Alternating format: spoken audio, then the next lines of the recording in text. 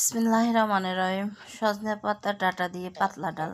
আমি একটা প্রেসার কুকারে ডাঁটাগুলো কেটে নিয়েছি, বাজার থেকে কেনা তো, তার জন্য চামড়াগুলো উঠে নেই। তারপরে আমি পাতলা ডাল রান্না করবো, তা কাঁচামরিচ, টমেটো, লবণ লবণ দিয়ে একটু আদা রসুন বাটা দিয়েছি।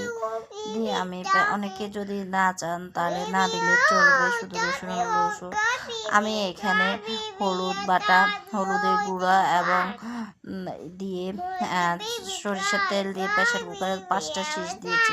চামচ দিয়ে উঠিয়ে ভালো মতো নরম করে নিয়ে, গরম ছিল তো, তারপর আমি হাত দিয়ে কষলায় দেখেন বিসিস এবং সব ভিতরে সব কিছু বের করে নিয়েছি।